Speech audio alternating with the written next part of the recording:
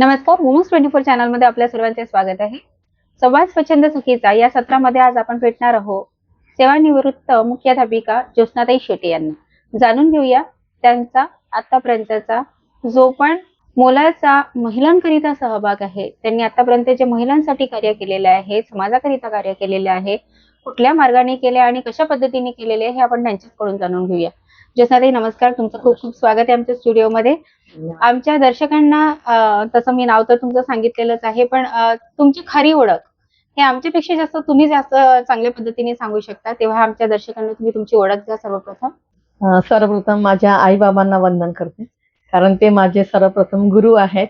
आई वडिलांच्या अपार कष्टामुळे मी माझ्या पायावर उभी राहिली याचा मला अभिमान वाटतो. गरिबीतून वर आलेलं आमचं कुटुंब आहे. मग मला 2 भाऊ आहेत, 4 बहिणी आहेत, असं आमचं कुटुंब आहे.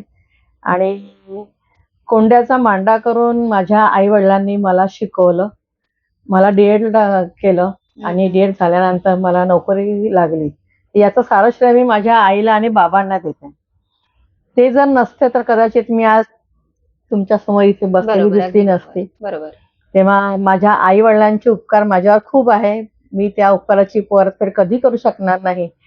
मला नोकरी लागण्यामध्ये माझ्या आई वडिलांचा जसा सिंहाचा वाटा आहे, तसाच माझ्या किशोर भाऊचा, प्रमोद भाऊचा सुद्धा वाटा आहे. कारण पहिली इंटरव्ह्यूला, जिल्हा परिषदेचा पहिला इंटरव्ह्यू द्यायसाठी मी नुकतीच हे चालले ते टायफॉइड झाला तर माझ्या भावाने, प्रमोद भाऊने सायकलवर बसून मला नेलं होतं जिल्हा परिषदला. ते दृश्य आठवलं की अजूनही मला वाईट वाटतं की माझ्या भावाने माझ्यासाठी खूप केलं. नाही, बरोबर आहे. त्यावेळेला जो त्यांनी स्ट्रगल केला किंवा तुम्ही स्ट्रगल केला आणि त्यावेळेला त्यांची जिद्द, त्यामुळे कदाचित आज तुम्ही जे काही आहात ते तुम्ही मान्य करता. बरोबर आहे, मान्य करावंच लागेल, कारण त्यांचा सिंहाचा वाटा आहे.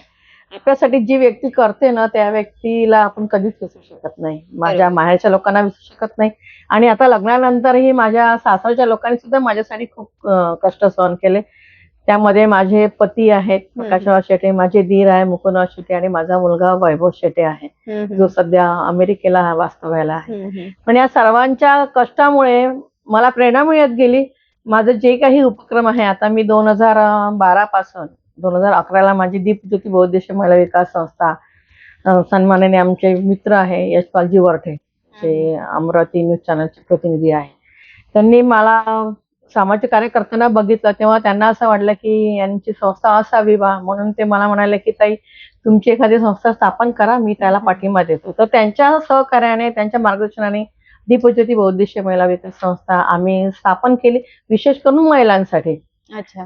त्यावेळी माझ्यासोबत ज्या काही महिला होत्या, माझ्या समाजाच्या होत्या आणि इतरही काही मैत्रिणी होत्या, त्या फक्त घरातच राहत होत्या. तेव्हा मला असं वाटलं की मी जशी बाहेर निघते तशी यांनी सुद्धा बाहेर निघावं आणि 4 चौघांमध्ये मिसळावं, यांची सुद्धा ओळख व्हावी, म्हणून आम्ही ही संस्था स्थापन केली. आणि त्या संस्था स्थापन केल्यानंतर पहिला कार्यक्रम मी मतिमंद मुलांच्या शाळेमध्ये घेतला, दौलतबाई देसाई. आणि मग मला वाटतं गोविंद काकांचं नाव सुचलं की हे सामाजिक कार्यक्रम. त्यांना बोलवलं, त्यांनी ते आले आणि त्यांच्या या मार्गदर्शनाखाली हळूहळू अनेक उपक्रम मी घेत गेले. बरोबर. तर मी गोविंद काकांना सुद्धा अभिवादन करते, प्रणाम करते की त्यांच्यामुळे सुद्धा मी पुढे गेले. गोविंददादा कासट. गोविंद कासट, हा, ते मला काका आहे, मी त्यांना तुलने मानते. बरोबर. त्यांच्यासोबत 2012 पासून त्यांच्यासोबतच होती. मग अनेक, कधी शाळेमध्ये तर कधी कुठे असे प्रोग्राम मी घेत गेली, प्रोग्राम गेले. आता दीपज्योतीच्या माध्यमातून इतके उपक्रम घेतले की मला आता आठवत नाही की मी किती बरोबर. त्यामध्ये मध्यवर्ती कारागृहामध्ये 2012 पासून मी अनेक उपक्रम राबवत गेली. जसे काव्य संमेलन आहे, ऑर्केस्ट्रा आहे, महिलांसाठी योग शिबिर घेतली 3 महिन्याचं, नंतर संगीत खुर्ची घेतली, त्यांच्यासोबत त्यांचे लहान मुलं होते ते त्यांना सुद्धा बक्षीस वाटप केलं. पुरुष बंदीजनांसाठी आरोग्य तपासणी घेतली. म्हणजे अनेक उपक्रम 2012 पासून घेत गेली आणि आताही सुरू आहे माझं सर्व. आता तर मला असं वाटतं की तुमच्याकडे फावला वेळ आहे, कारण आता रिटायर्ड झाल्यात तुम्ही. म्हणजे ज्योत्स्नाताईंचं अक्षरशः असं झालेलं आहे की लगेच त्या जॉईन झाल्या शिक्षणानंतर नोकरीला, आणि आता नोकरीतून त्या सेवानिवृत्त झाल्या तेव्हा त्यांचा संपूर्ण वेळ हा समाजाकरिता त्या देत असतात, महिलांकरिता देत असतात. तर हे खरंच कौतुकास्पद आहे. आम्ही तर त्यांना खरं तर एव्हरग्रीन ज्योत्स्नाताई असंच म्हणतो, कारण ते मल्टी टॅलेंटेड आहेत त्या असं मला सांगावं लागेल दर्शकांना.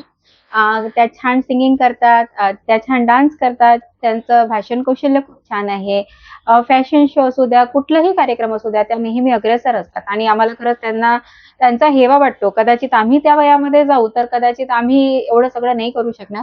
पण तुम्हाला पाहून खरंच आम्हाला प्रेरणा मिळते एवढं मात्र नक्की. असं वाटतं की कुठेतरी आपणही काहीतरी करू शकू त्या वळणावर गेल्यानंतर. बरं ताई, मला हे विचारायचं होतं तुम्हाला, की जसं तुम्ही बोलताना एक बोलून गेलात, की तुमच्या कुटुंबाचा खूप मोठा सिंहाचा वाटा आहे. म्हणजे तुमच्या आई-वडिलांचं स्ट्रगल, तुमच्या भावांनी तुमच्यासाठी केलेलं स्ट्रगल आणि आज कुठेतरी त्यांच्या सगळ्या गोष्टीमुळे आज तुम्ही पुढे आलात आणि आज रिटायर्ड झालात. मी तुमच्या वाढदिवसाच्या कार्यक्रमाला होते. त्या दिवशी तुमचं रिटायरमेंट पण झालेलं होतं आणि तो भावुक क्षण मी सुद्धा बघितलेला आहे अक्षरशः, की खरंच त्या कार्यक्रमामध्ये ज्या पद्धतीने सगळे व्हिडिओज सुरू होते आणि सगळे जेवढे इमोशनल झाले होते, तो क्षण मी आजही आठवते.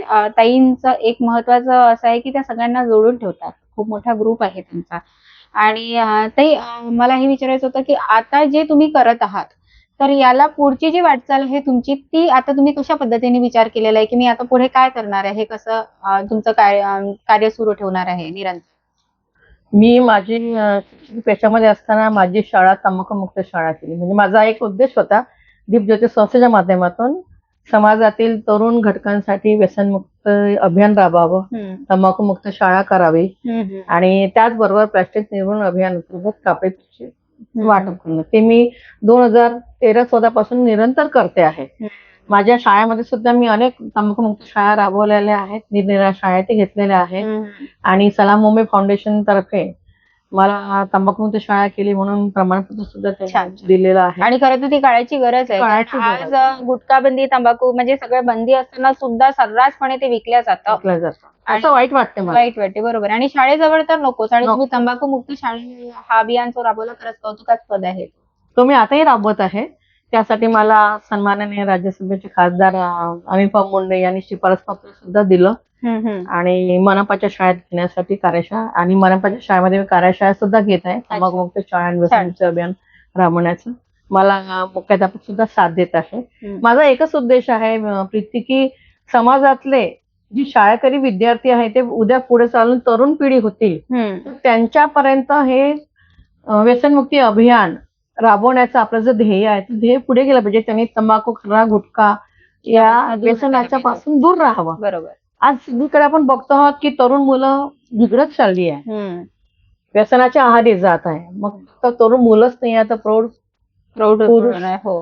स्त्रिया, स्त्रिया पण. गर्भवती स्त्रिया या सुद्धा त्याच्या आहारी गेलेल्या आहेत. आपण बघतो आहोत कितीतरी मुलं असे पैसे मिळत नाही म्हणून चोरी करायला करतात. लागतात. तर कुठेतरी करतात. थांबायला पाहिजे. आजकाल अल्पवयीन मुलंच खूप हा. आपण बघतोय. अमरावती शहरामध्ये कितीतरी असे प्रकरण झालेले आहे, की जे अल्पवयीन मुलांनी केलेले आहे. केलेले आहे. चोऱ्या असो, दरोडे असो, मर्डर असो, Murder. फाप मर्डर असो, हे याचं प्रमाण खूप वाढलेलं आहे. दारू पिण्याचं प्रमाण वाढलं आहे. हं. नवरा घरी येऊन बायकोला मारतो, मारझोड करतो, मुलांना मारझोड करतो. कधी कधी इतका अतिरेक होतो की ती बाई हं. त्या त्रासाला कंटाळून आत्महत्या सुद्धा करते. आणि अगदी. तेव्हा मला खूप वाईट वाटतं हं. की ज्यासाठी हा बाई आपलं पूर्ण आयुष्य अर्पण करते त्या नवऱ्याला, आणि तोच नवरा जेव्हा तिच्यासोबत असं वाईट वागणूक देतो तेव्हा कुठेतरी असं वाटतं की हे उत्पादन बंद झालं पाहिजे. नाही, नाही. अगदी बरोबर आहे ताई तुमचं. दारूचं, तंबाखूचं, गुटखा, खरा हे सगळं व्यसनच बंद झालं पाहिजे. जेव्हा हे व्यसन बंद होईल ना प्रीती, हं. तेव्हा आपला देश खऱ्या अर्थाने प्रगती पथावर जाईल असं मला वाटतं. बरोबर, अगदी बरोबर. पण हे केव्हा होईल हं. हे आपण सांगू शकत नाही, कारण ते आपल्या हातात नाहीये. बरोबर. ताई, आमच्या दर्शकांना काही सुचवावं वाटत असेल तर तुम्ही नक्की सुचवा आमच्या दर्शकांना. जोपर्यंत माझा श्वास आहे तोपर्यंत माझी एकच अपेक्षा आहे की मी व्यसनमुक्ती अभियान राबवणार आहे, प्लास्टिक निर्मूलन अभियान राबवणार आहे, तंबाखूमुक्त शाळा करण्याचा प्रयत्न करणार आहे. मग त्याला साथ कोणाची मिळो अथवा न मिळो, मी सामाजिक लेखाद्वारे अनेक उपक्रम राबवलेले आहेत, लोकांपर्यंत पोहोचवले आहेत आणि त्याचा मला फायदा पण झालेला आहे. बरोबर. आनंदाची गोष्ट म्हणजे माझा बाबा मला वाचवा हा लेख गजानन महाराज शेगावचे जे गाव आहे त्या गावातल्या एका व्यक्तीने वाचला माझा लेख पेपरमधून आणि त्यांनी तंबाखू सोडला.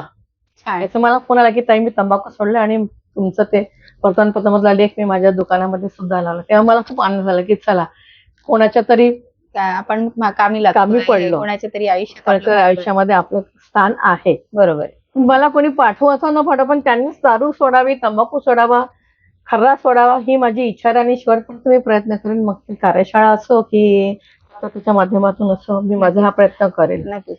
जोपर्यंत माझ्यात श्वास आहे तोपर्यंत. आणि पुढील जन्म समजा मला मिळाला तर मी त्या समाज कार्यासाठी स्वतःला वाहून घेईल एवढं नक्की सांगेल. आणि त्याला साथ तुमच्यासारख्या लोकांनी द्यावा, इतर मित्रमैत्रिणी द्यावी आणि माझ्या पदाधिकाऱ्यांनी द्यावी, एवढीच मी अपेक्षा करते. आता ही वुमन्स 24 चॅनल नेहमी तुमच्या पाठीशी असेल. तुम्ही एवढे चांगलं कार्य करत आहात, त्याच्यासाठी आमच्याकडनं तुम्हाला खूप खूप शुभेच्छा. तुम्ही जेव्हा आम्हाला आवाज देणार, आम्ही नक्कीच तुमच्या कार्यक्रमाला, तुमच्या कार्याला हजर राहू. आज आपल्यासोबत जोडलेल्या होत्या ज्योत्स्नाताई शेटे आणि त्यांच्यासोबत जो चर्चा आपण केलेली आहे त्याच्यातनं एक गोष्ट आपल्याला सगळ्यांना कळते आहे की व्यसन त्यापासून आपण दूर राहायला पाहिजे. आणि त्यांनी देखील त्यांच्या या मुलाखतीच्या माध्यमातून हेच सांगण्याचा प्रयत्न केलाय की व्यसनापासून दूर राहा. अशाच नवनवीन अपडेट्ससाठी आणि अशाच नवनवीन मुलाखतीकरिता बघत राहा वुमन्स 24 चॅनल. तोपर्यंत धन्यवाद.